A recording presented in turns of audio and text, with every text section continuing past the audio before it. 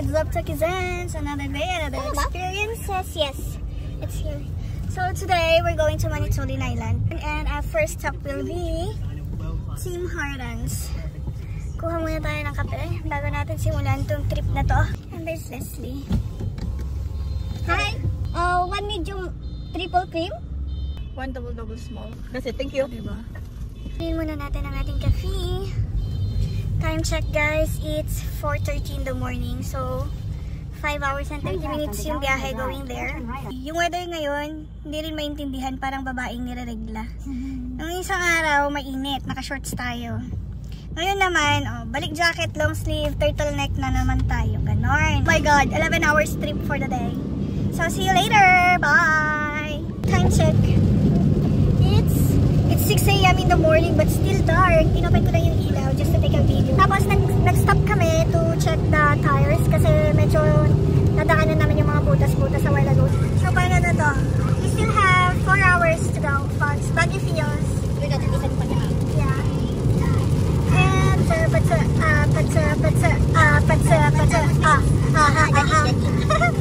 third stop namin, magpapagasolina kami. Medyo malapit na yata kami. So, ang lamig! Sarap! Ay, hanap tayo ng basura pala. I have to throw something. Wala pa rin akong nakikitang araw. And the store is closed, kaya hindi kami makakapag-gasolina. As in, close? Wala bang bayaran doon? Push to start. Wala. So, we're going to the next gas station, guys. So, in our fifth stop, it's 8:30 and ngayon lang kami nakakita ng gasoline station. So, dito kami magpapagas. And, pumasok si Manette, magbabayad lang siya. Bago... Ha? Magagasolina ka muna? So, dito sa Canada, wala tayong gasoline boy. Unlike sa Philippines na meron kayong uutusan na, Sir, full tank! Ganun. Dito wala. Kayo ang gagawa lahat. So, that's it. It's raining, it's so foggy, and it's -1. Pero tingnan nyo naman, kaya-kaya pa rin naman ang lamig. For now, hindi ko alam mamaya. So, see you later ulit mamaya. Ah, Bambi! Hindi nakuha. Hindi nakuha si Bambi. Oh my God, nagulat ako doon. Tingnan tayo.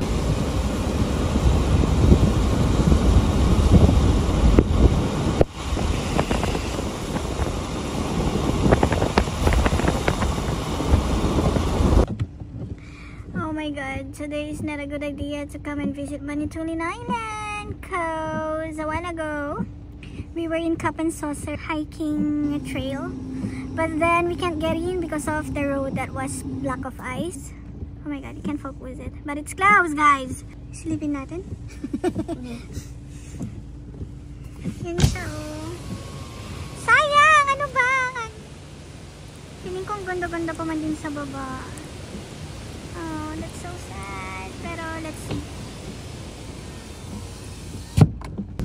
So I'm gonna take some videos and snaps. Going to the lighthouse. Oh my God! If you can see that, that's the bay right there. Ay, dito na yung lighthouse. Ah, okay. Okay, let's go to the lighthouse first, guys. Okay lang. Nakapag long drive naman. Nakapag muni-muni and everything. Let's check it out. So, ayan. Oh my God. Ano ba ngayon? March pa lang kasi. We're so excited, you know. Grabe. Naalala ko yung nasa St. John's ako. Ganyan din yung Atlantic Ocean nung time na andun ako. As ng mga blocks of ice. Kasi yung mga iceberg na gilid na dito sa may seashore. And that's the Old Mill Museum. That's the chocolate factory they have right here. And konti lang yata yung population dito. Not so much. And oh my God, it's so raining talaga. Pupunta na kami sa lighthouse ngayon. It's 2 minutes walk from the parking. They can make park. Sobrang lamig. Hindi na kinaya. Kaya kailangan na natin mag-coat. Double coated. Grabe naman yung ibag ko. Hindi ako talaga excited ako sa trip na to. Kaya hindi ako masyadong nakatulog. Tapos pagdating namin. So ayun, close nga. Kasi nga naman, March pa lang. So, hinahanap namin yung lighthouse. Tapos, ayun pala siya. Yan na yung lighthouse nila. And welcome to the Austin Hunt Marina. Ayan, we're here. Napagod ako sa kakalakad. Konting lakad lang yun ha. 2 minutes walk lang yun. Parang napagod ako. This is very unexpected trip. Na kahapon lang namin to na pag-usapan na tara, labas tayo bukas. Tapos saan tayo pupunta? Okay, let's go to Manitulin Island. Tapos oh my God, let's check the weather first. Tapos umuulan. Tapos sabi namin, give a chance. Hindi, give a chance kasi baka magbabago yung weather. Kasi nga nung kanina, ay kahapon pala, kahapon Saturday. Sa weather forecast, umuulan din. Pero uminit naman siya, tapos hindi siya umulan. Umulan siya pero ambon lang. Pero ngayon, sa forecast, ambon lang. Mamaya pa yung ulan. Pero, ganitong oras pa lang, ulan na talaga siya. Nakaka-enjoy din naman. Nakaka-enjoy alam mo yun, yung, hindi ko ma-explain. Yan ang mga matitigas ang ulo. Go, go, go!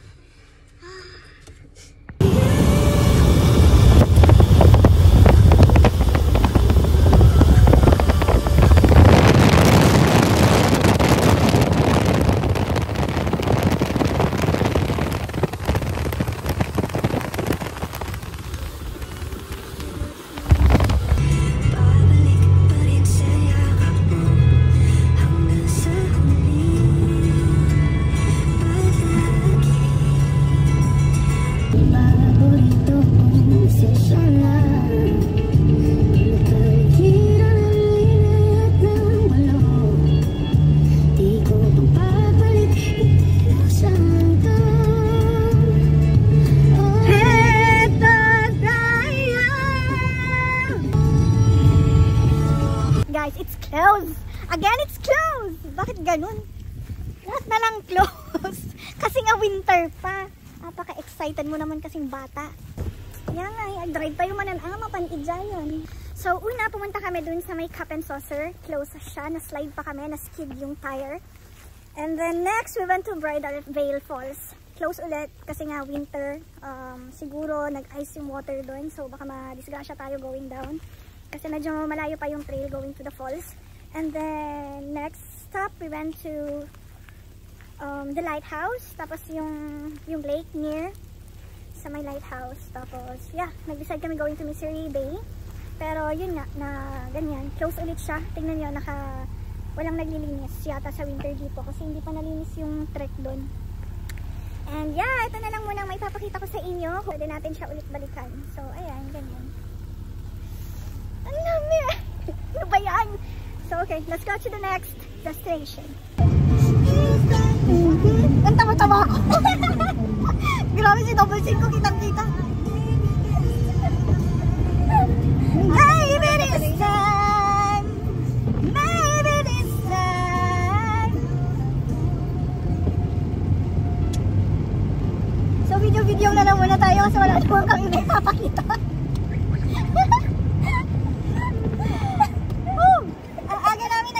Like 3:30 AM. Nag-prepare kami ng baon, pero hindi rin naman namin nakain kasi sobrang alat.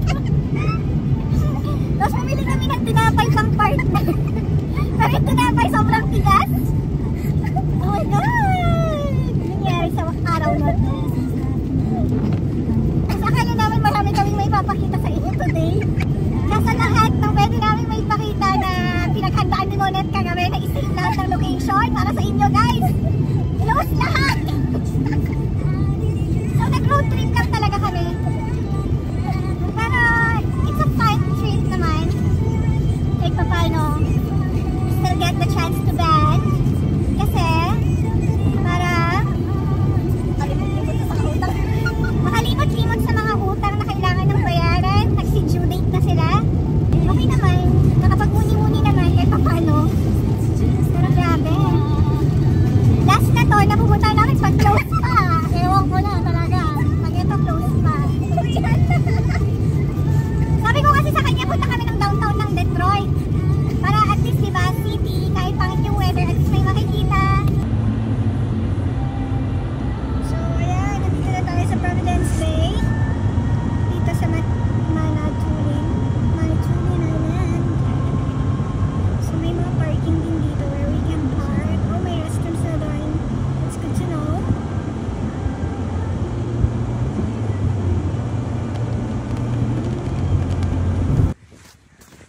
Sa summer maganda pumunta dito, lalo na kung may mga bata kayong kasama kasi meron silang playground. Ayan, meron silang play park dito. Sinabi ng bawal ang aso. Nagkuhan pa si ate ng aso. Ayan, pumasok. Kailangan lang natin maging maingat kasi medyo soft yung sand. Baka mamaya lumubog tayo. Oh my God. Ito na ang kwan. Dagat na nag-frozen. The frozen beach. Grabe. Pakita ko sa inyo. Malawak yung beach nila talaga. Maganda siya for summer. Tingnan nyo. Maraming tao ma-accommodate ng Providence Bay. So ayan. Pero dito kahit summer kasi malamig din yung water eh. Kaya hindi lang din talaga. Yung mga Canadians lang din talaga nakakapag-enjoy talaga sa kanila sa water. Tapos tignan nyo, those are blocks of ice. Yung yan, block of ice yan. Mga yan, block of ice. Ang mga yan. Diba? How nature works. Grabe, kakaiba siya. Feeling, mga waves siguro yan. Tapos, ewan ko tumigas na lang siyang ganyan. Siguro ganon. Pero grabe, tignan nyo. Block of ice na yan. Grabe yung kamay ko nangiinig. Oh my God.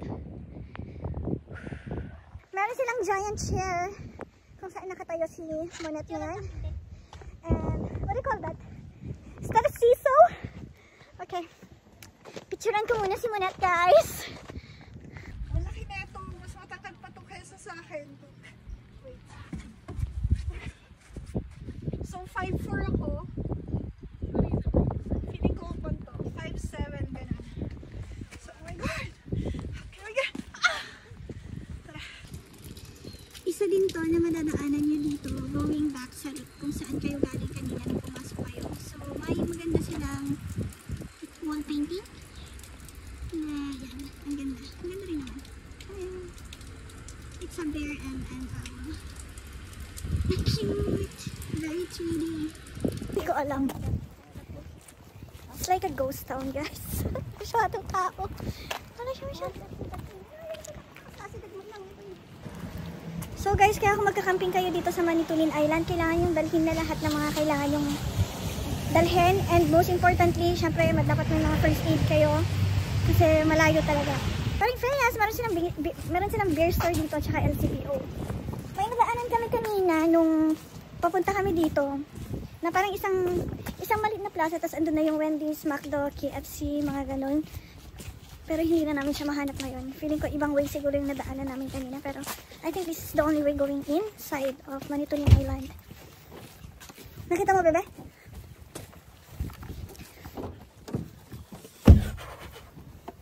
So nagugutom na tayo. Naghanap tayo ng makakainan. Ang lamig. Pabalik na kami ng Toronto. Oh my God. Ang saya ng araw na to. Sulit na sulit. Sulit na sulit yung pag-Tim Hortons namin. So pumunta kami ng Manitoulin Island para lang mag-Tim Hortons for today's video. Okay? Galing! Para kumain lang ng wine. Farmer's Wrap. Hey! So yun. Ang dami ko gustong pakita sa inyo. Diba dito lang? Pero ang bilis nila slay.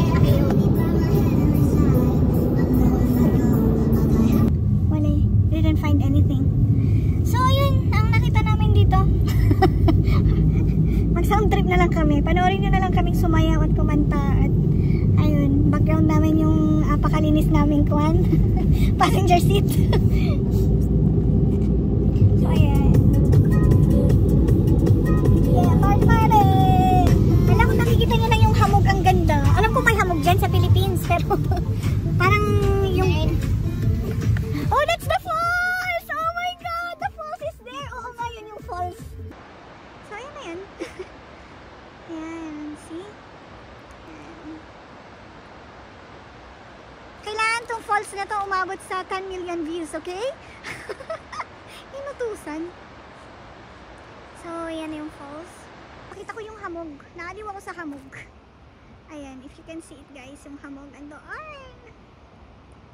Wala lang, naaliw lang ako sa kanila. See?